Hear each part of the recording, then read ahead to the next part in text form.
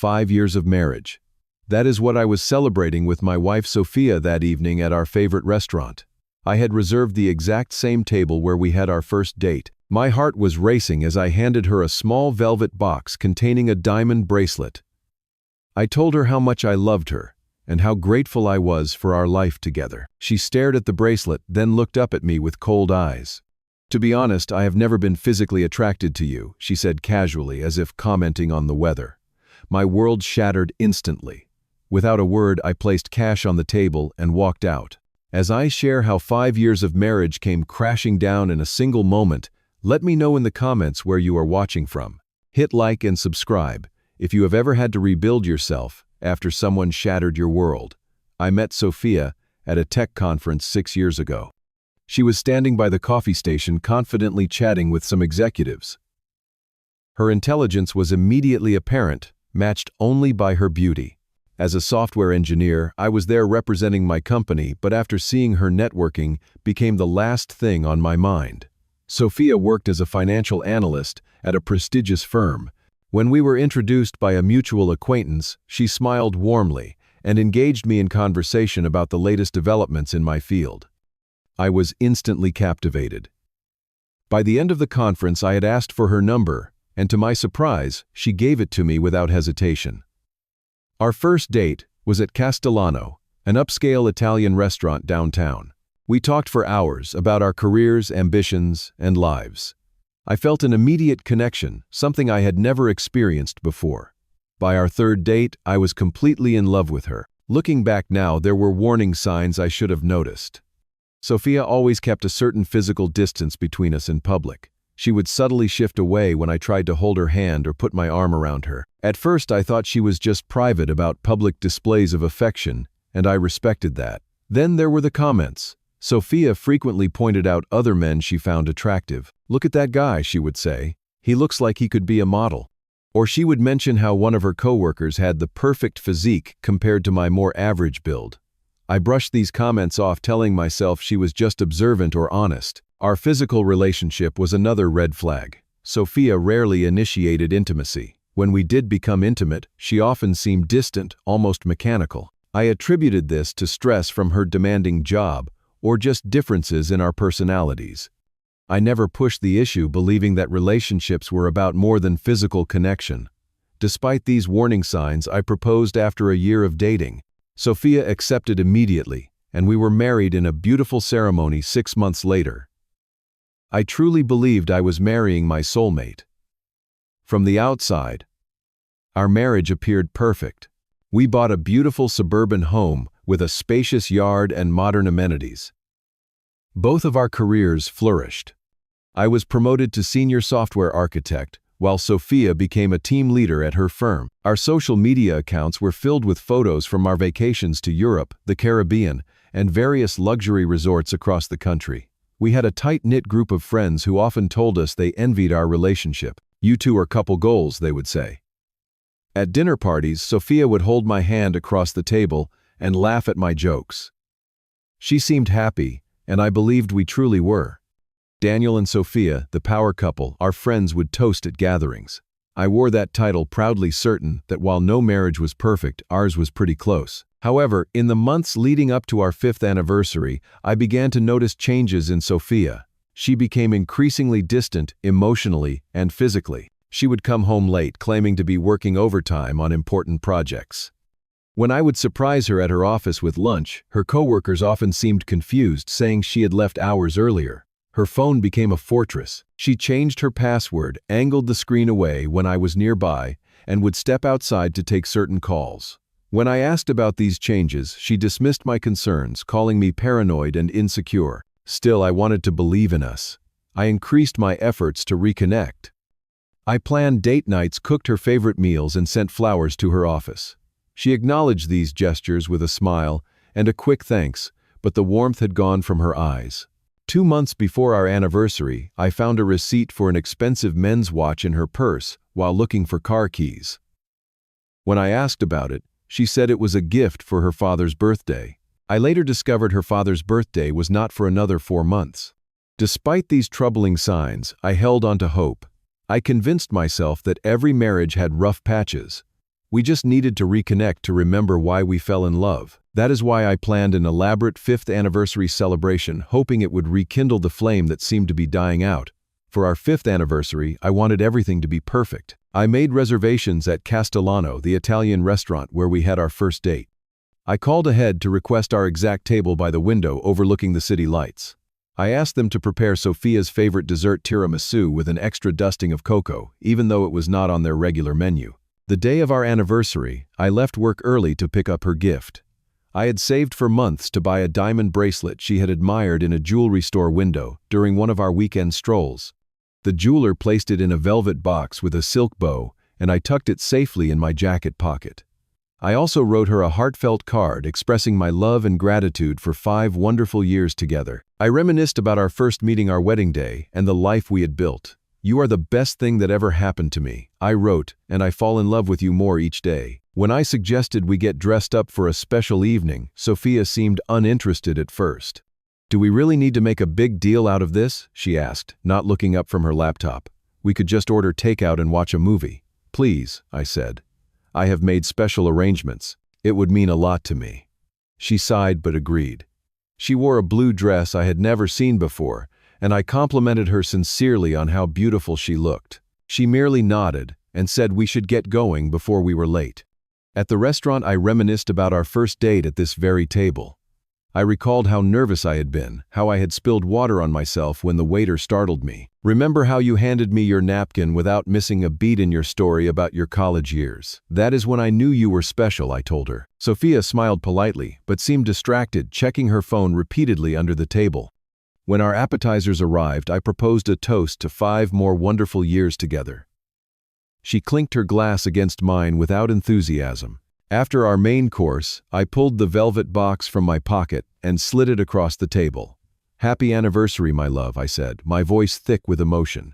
"I have loved you from the first moment I saw you, and that love has only grown stronger with each passing day." Sophia opened the box and stared at the diamond bracelet. There was no smile, no gasp of delight, just a blank stare. Then she looked up at me, her eyes devoid of warmth, and uttered the words that would destroy our marriage. "To be honest, I have never been physically attracted to you," she said matter-of-factly. I felt as though someone had punched me in the stomach. I could not breathe, could not speak. But Sophia continued, seemingly oblivious to the devastation she was causing. "I married you because you were stable, kind, and had good financial prospects," she explained, as if discussing a business arrangement. "You were a smart choice, a good provider, but there has never been that physical spark for me." My hands began to shake. 5 years, I managed to say. 5 years of marriage, and you are telling me this now. "I have been meaning to talk to you about it," she replied. "Especially since I have developed feelings for someone at work. Jake. It has been going on for a few months now. I feel alive with him in a way I never have with you."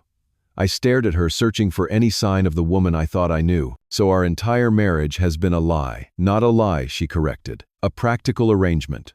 We can still make it work if you can accept the reality of our relationship. We have built a good life together, Daniel." I felt sick. The restaurant suddenly seemed too loud, too bright. Without a word, I placed enough cash on the table to cover the bill and stood up.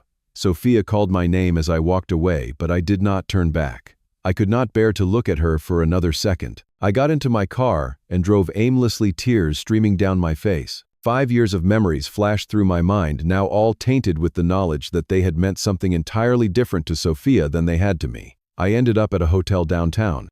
I checked in with just the clothes on my back and sat on the edge of the bed staring at my phone as it buzzed repeatedly with calls and messages from Sophia. I could not bring myself to answer any of them. That night, I did not sleep. I lay awake wondering how I could have been so blind, so completely deceived by the person I trusted most in the world. A few days later, when I knew Sophia would be at work, I returned to our house to gather some of my belongings. As I was packing clothes into a suitcase, I noticed Sophia's tablet on the nightstand. It was unlocked, a rarity given her recent secrecy. Against my better judgment, I opened her messaging app. There they were, hundreds of messages between her and Jake, dating back not just a few months, as she had claimed, but over a year. I read enough to confirm my worst fears. Their relationship was intense and physical, filled with plans for their future together. There were even messages discussing me. He still has no idea Sophia had written 3 months ago. He is so trusting it is almost too easy. Jake had replied, "Once you get what you deserve in the divorce, we can start our life together." The pain was overwhelming, but now it was mixed with anger. Our entire marriage had been a calculated deception. I took screenshots of the messages as evidence, then finished packing. Before I left, I contacted a divorce attorney and scheduled an appointment for the following day. When Sophia received the divorce papers, she seemed genuinely shocked. She called me repeatedly, leaving tearful voicemails about how sorry she was, how she had made a terrible mistake, how she wanted to save our marriage. "Please, Daniel," she begged in one message. What I said was cruel and untrue. "I do love you. Jake was just a mistake, a stupid fling. I have ended it with him. Please come home so we can talk." I did not respond. I knew the truth now, and no amount of backpedaling could change it. Sophia escalated her efforts to reach me. She showed up at my office one afternoon, causing a scene in the lobby. "I made one mistake," she cried as security escorted her out. "Everyone deserves a second chance," but I stood firm.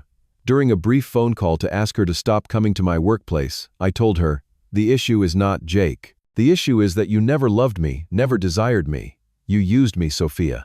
That is not something I can forgive or forget."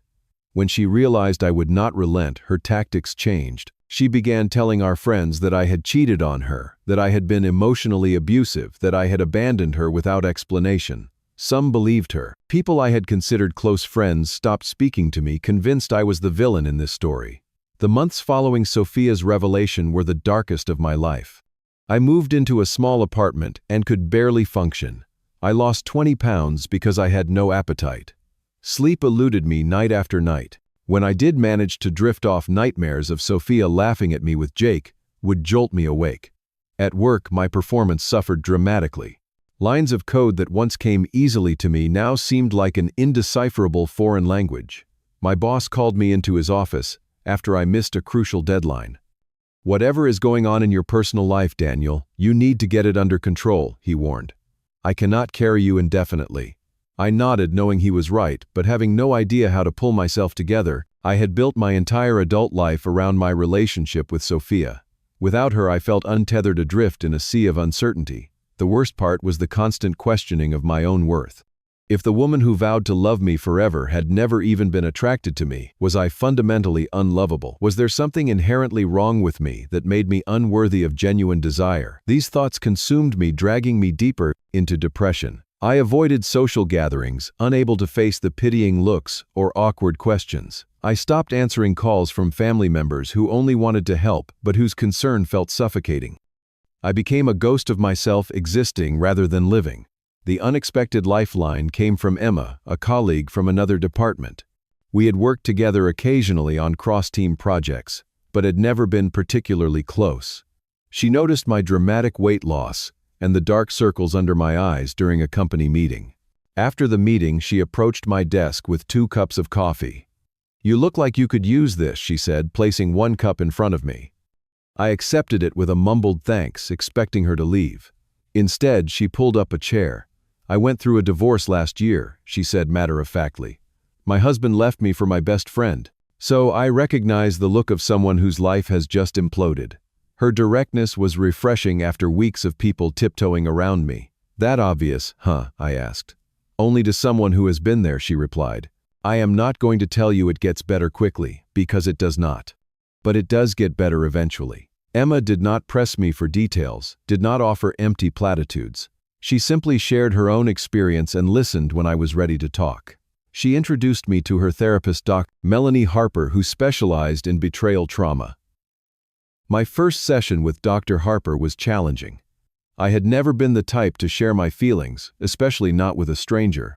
But gradually I began to open up about Sophia, our marriage, and the devastating revelation that had ended it all. "What you are experiencing is not just heartbreak," Dr. Harper explained.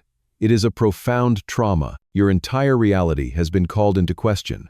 Of course, you are struggling." With Emma's friendship and Dr. Harper's guidance, I slowly began to reconstruct my sense of self. It was painful, exhausting work, but necessary for my survival. Then came another shocking discovery.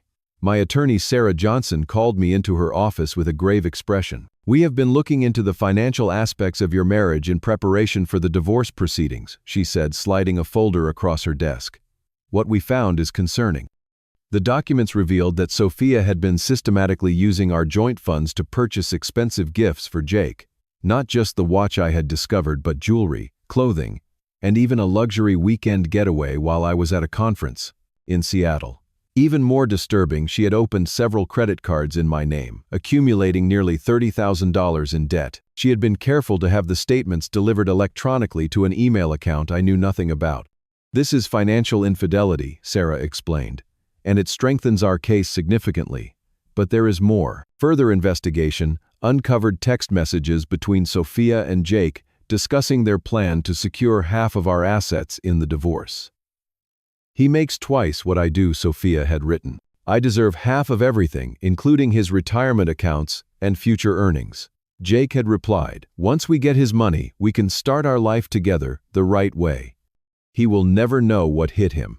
With this evidence in hand, I felt a new emotion cutting through the fog of depression: determination.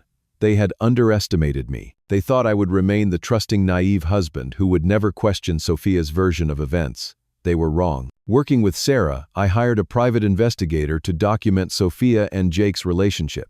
The investigator provided photographic evidence of their ongoing affair, despite Sophia's claims to me that she had ended it. I also recorded a conversation with Sophia when she came to the apartment begging for reconciliation.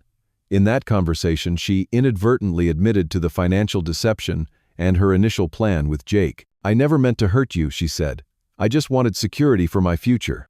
Is that so wrong? Armed with this mountain of evidence, we prepared for our day in court. The morning of the hearing, I arrived early, dressed in a crisp suit, feeling oddly calm. Sophia arrived with her attorney, looking confident until she saw the thickness of the file folders on our table. When the judge reviewed the evidence of financial fraud, unauthorized credit cards, and the documented plan to manipulate the divorce proceedings, his expression grew increasingly severe. Sophia's attorney attempted to portray her as a remorseful wife who had made a single mistake, but the text messages told a different story. The moment the judge announced his decision was one I will never forget. Sophia would receive no alimony. She would be responsible for all the debt she had accumulated in my name. Our assets would not be divided equally. I would retain the majority of what I had earned. The look of shock on Sophia's face was profound.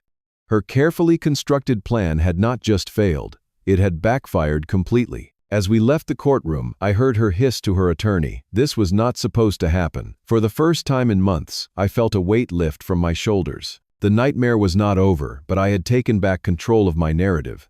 I had stood up for myself when it mattered most. The year following my divorce was focused entirely on healing. With Dr. Harper's guidance, I began the hard work of rebuilding my self-worth and identity. "Your value as a person was never dependent on Sophia's attraction to you," she reminded me in our sessions. "That was her limitation, not yours." Gradually, I began to believe her. I started practicing self-compassion, treating myself with the same kindness I would show a good friend going through a difficult time. I learned to challenge the negative thoughts that had become so prevalent: "I am unlovable," became "I deserved authentic love," which Sophia was incapable of giving. As my mental health improved, I turned my attention to physical wellness. I joined a gym and began working with a personal trainer 3 times a week. The physical exertion was therapeutic, giving me a constructive outlet for the anger and hurt I still carried. Each workout left me exhausted but stronger, both physically and emotionally. I discovered a passion for hiking that I never knew I had. There was something healing about scaling a mountain trail, pushing through the discomfort, and being rewarded with breathtaking views at the summit. It became a metaphor for my recovery. The journey was painful, but the perspective gained was worth the struggle. Reading became another source of comfort and growth. I devoured books on psychology, resilience, and personal development. I learned about attachment styles and how my eager-to-please nature had made me vulnerable to someone like Sophia. Understanding the dynamics of our relationship helped me ensure I would not repeat the same patterns in the future. At work, I channeled my energy into new projects. My boss noticed the improvement and assigned me to lead a major software development initiative. The responsibility was exactly what I needed: a chance to prove to myself that I was still capable and valuable. Through it all, Emma remained a steadfast friend. She never pushed for anything more than friendship, understanding that I needed time to heal. We would meet for coffee or lunch regularly, and her humor and perspective helped me navigate the more difficult days. She had walked this path before me and could assure me that the intensity of the pain would eventually subside. I also rebuilt my social circle, reconnecting with old friends and making new ones through hiking groups and professional networking events. Some of the friends who had believed Sophia's lies eventually reached out to apologize once the truth became known. I forgave most of them, understanding how convincing she could be. 18 months after that fateful anniversary dinner, I was at a technology conference in Chicago when I spotted a familiar figure across the exhibition hall. Sophia stood at a company booth, looking noticeably different from the polished, confident woman I had married. Her clothes hung loosely on her frame, and the vibrant energy she once exuded had dimmed considerably. Our eyes met, and after a moment of hesitation, she approached me. "Daniel," she said, her voice soft, "you look well."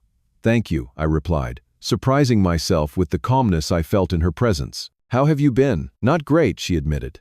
"Jake left shortly after the divorce was finalized. Apparently I was less appealing without access to your money." She attempted a laugh that came out more like a sob. "I am sorry to hear that," I said, and I meant it. Despite everything, I took no pleasure in her unhappiness. "I made the biggest mistake of my life," she continued. "I had a good man who truly loved me, and I threw it away for someone who only wanted what I could give him. The irony is not lost on me." She looked at me with pleading eyes. "I know I have no right to ask, but is there any chance we could try again? I have changed, Daniel. I understand now what really matters. A year earlier I might have been tempted. The loneliness of rebuilding a life from scratch was daunting, and the familiar, even if flawed, can be seductive. But I was not the same man she had married and then betrayed. I have forgiven you, Sophia," I said gently. "That was necessary for my own healing. But forgiveness does not mean reconciliation. Some things once broken cannot be repaired. I wish you the best, I truly do, but my future lies elsewhere." The disappointment was evident in her face, but she nodded in understanding. "I deserve that. Thank you for at least talking to me today. It is more than I had any right to expect." As she walked away, I felt a profound sense of closure. The anger and hurt that had consumed me for so long had finally dissipated, replaced by a quiet certainty that I had made the right decision. In the 2 years since my divorce, I have learned more about myself than in all the previous years combined. I discovered that true strength comes not from avoiding pain, but from moving through it with purpose and dignity. I learned that my value is intrinsic, not determined by someone else's ability to appreciate it. Most importantly, I learned that sometimes losing someone who never truly valued you is the first step toward finding yourself. The end of my marriage was not the end of my story, but rather the beginning of a more authentic chapter. Today, I am dating again, cautiously but optimistically. I am more discerning now, looking for substance and sincerity, rather than just surface connections. I no longer rush to commit out of fear of being alone, having discovered that solitude and loneliness are not the same thing. My relationship with Sophia taught me what I do not want, but also clarified what I do want: mutual respect, genuine attraction, and honest communication. I know now that real love does not diminish your sense of self, it enhances it. Have you ever had to rebuild yourself after betrayal or heartbreak? What helped you move forward? Share your experiences in the comments below. If this story resonated with you, please hit the like button and subscribe to hear more stories of resilience and recovery. And if you know someone who might be struggling through a similar situation, share this video with them. Sometimes knowing we are not alone in our pain can be the first step toward healing. Thank you for listening to my story, and remember, your worth is never determined by someone else's inability to see your value.